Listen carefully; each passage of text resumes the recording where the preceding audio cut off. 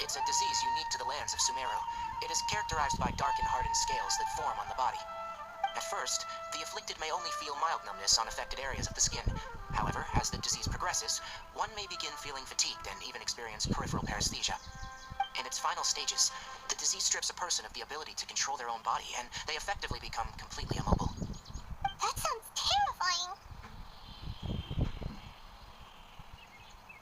Wait, hold on. So when Kale seemed to be acting a little clumsy earlier, it was because... Correct. That would be the effects of Elazar, which is precisely why I do not want her carrying or holding anything, lest she ends up hurting herself. With appropriate treatment, the disease can be effectively controlled before it progresses to a more serious stage. However, there is unfortunately still no true cure for Elazar. Nevertheless, Kale's mother still hoped that there was something out there. She handed Kale over to an organization known as the Fatui after one of their members lied and said they had a cure. What? The Fatui? Ah, it appears you already are familiar with them. That'll save me some explanation. Anyway, the person who eventually rescued Kale and brought her to me for care said that she had been given to a harbinger known as the Doctor. I have no idea how this doctor managed to do it, but her case of Elazar was completely stable for all the years that Kale was with them.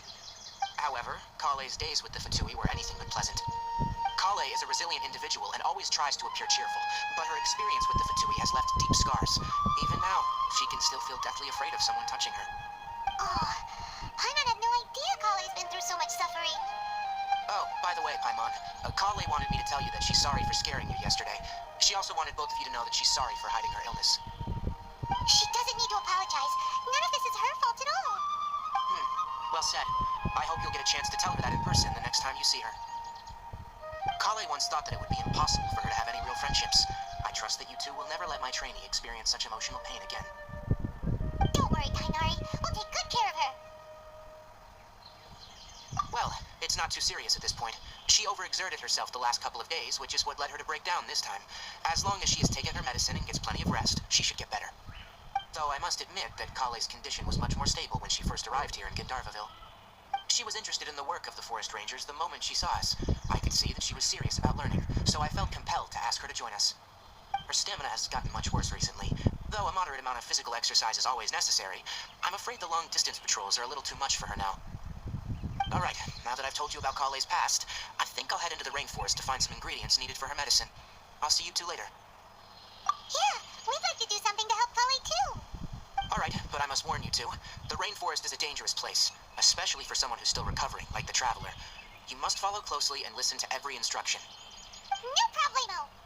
Let's go then. We'll be looking for a plant known as the Nilode Pala Lotus. It's often used to help those afflicted with Elazar recover their energy. Hey, Kainari, where exactly are we going to find this plant? Nilode Pala Lotuses can be found all over the rainforest, but it often grows right here around Gandharvaville. Given the name, it sounds like we should be looking for it in the water. You are correct. The Nilode Pala Lotus grows in the water. When fully matured, they look like giant blue flowers floating on the water's surface. Quite an attractive species, if you ask me. The large petals are actually the plant's leaves and sepals, which surround a very small flower. You should note that many of the plants found in Sumeru have names that are contrary to their species. Take the Caucalata, for example. The plant is not a lotus at all, but rather a vine. And then there's the Sumeru rose, which is not a rose, and is completely contrary to its name.